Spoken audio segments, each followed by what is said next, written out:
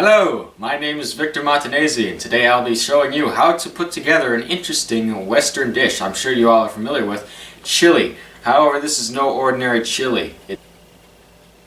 Because of this, I've decided to call it kick butt chili. And now, I'm going to show you how to make it. Now, this chili isn't easy to make, and there are a lot of ingredients you're going to have to get before you can actually start making this chili. And first and most importantly, out of anything else, you're going to need a Dutch oven. This thing is what you're going to be cooking the chili in. Just put it all in there and put it over charcoal and heat from that will cook it. Just like in Old West times.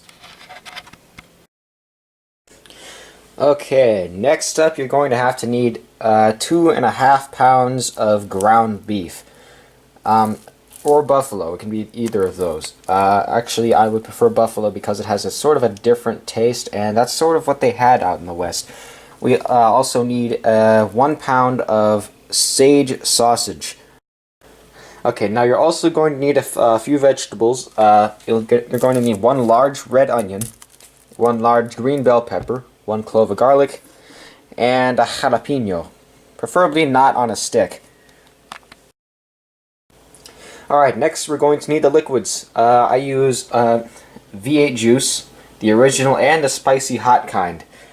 You can kind of see that we couldn't really keep ourselves away from them. And they're not full, but they're still good, obviously, because we just got them. And I'm not going to be using the whole bottle anyway. And now you need your spices. Of course, we got our thyme, we got our cilantro, our oregano, some bay leaves, and you got your seasoning salt, chili powder, and your generic salt and pepper. And last but not least, we're going to need some grated cheddar cheese to put on top of it when it's finished. Now I got the shredded, pre-shredded kind because I don't want to do the work, I'm lazy.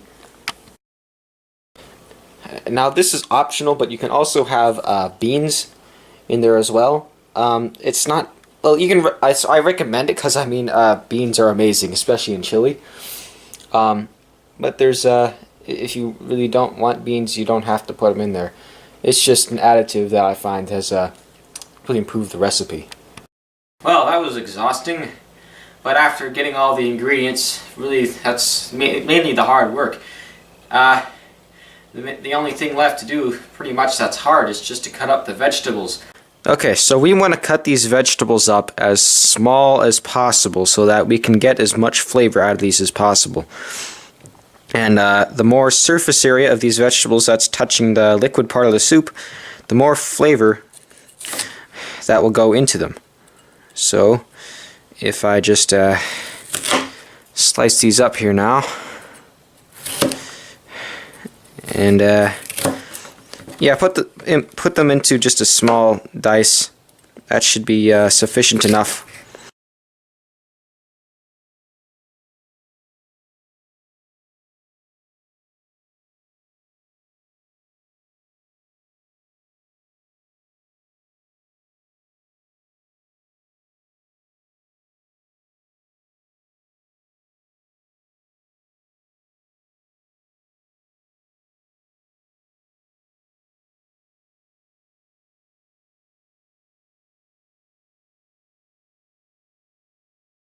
Set your vegetables aside for a moment because we have to brown the sausage and the beef. And you could do this in a Dutch oven, although it's easier to do it in a saucepan, or not a saucepan, but a frying pan on the stove. Since there's so much meat, you're going to want a very large pan. Something like this should be big enough to fit all of that in there. Okay, so we're going to be browning the meat now, and you get all your meat, put it in your big pan just like so, and drizzle about 2 tablespoons of olive oil on it right here, so just like that. And then you want to put about half of your onions and half of your bell pepper in there with the meat as well. That's a heck of a lot of onion. Alright, so then once you got that, shake the sticky onion off your hand and put the burner on high heat, fairly high heat, because we're going to be browning this, of course. Probably going to want to break this up a bit so that there's more surface area contacting the bottom of the pan, so it cooks faster. Alright, it's pretty much brown now, so go ahead and turn off the heat and move the pan off the burner, and we're ready to continue. Okay, so you got our meat here, we got our Dutch oven. Now it's time to put stuff in the Dutch oven, finally. So you just grab all this meat, put it in the Dutch oven. Yes, all of it. This is a very big dish, and it's going to serve a lot of people. Okay, so one last thing before we put this thing on the coals, we got to put our V8 juice in there. So, for this, we're going to put in about 3 cups, yeah, that's a lot, I know, but of a regular V8 juice. And then you want to put about 1.5 cups of spicy hot V8 juice, if I can get the lid off. Hold up there. Alright. And if you have the 12-ounce cans, just put 1 can of it in there.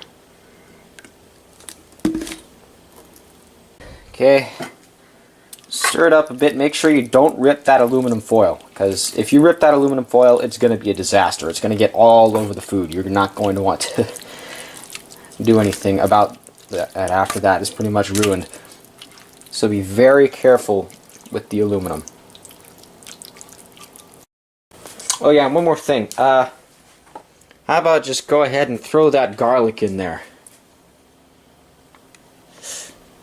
Alright, so you gotta get your coals started now. Put it in the chimney starter. Is it 26 coals in there to start out with. Alright, these coals are lit. They are really hot. So I'm gonna grab this. You gotta put 12 coals on the bottom here so that when you put your Dutch oven on top of this,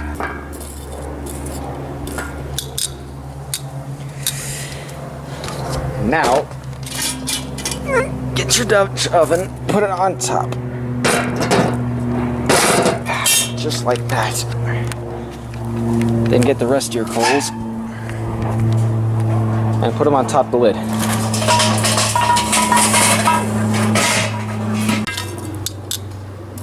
And now we wait. Sit there for an hour. Just let it sit there for an hour. Okay, it's been an hour. So, it's been an hour, but it's still nowhere near done. So, we still have to add a few things. So, carefully take off the lid and set it aside. Oh man, that looks good. Alright. And now we need to add in a tablespoon of every seasoning on the list. So I'll do that real quick. Okay, so I got the jalapeno. So just dump the jalapeno in there, the whole thing. Yep, and stir it up a bit. Remember not to rip the foil. And go ahead and put the lid back on and start up another batch of 14 coals. Okay, they're lit, so now you just gotta get these, dump them on the top of the Dutch oven again with the old coals, no reason to get rid of them, and let that go for another hour. Okay, it's been another hour. Let's see how this looks. Oh. Oh, it looks good, but it's not quite finished. We still have to put the rest of our bell pepper and our onion in there. So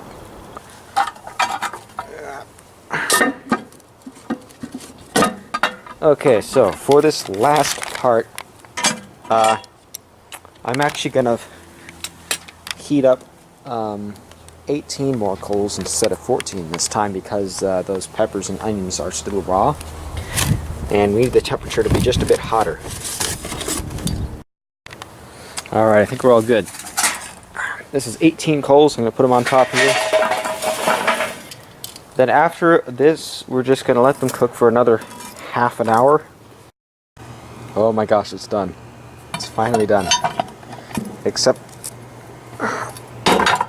you may remember that there were beans in the recipe as well.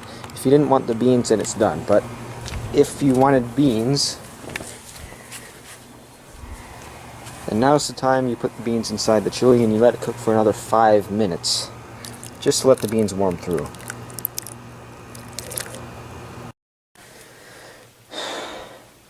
My God, that's heavy.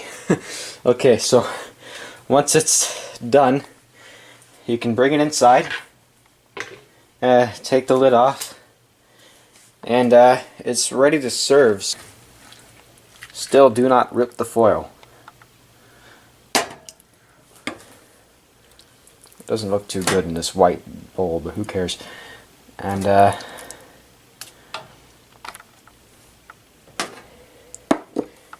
you can go into the fridge and get that grated cheese, and just sprinkle some of this cheese on top after I open the bag here.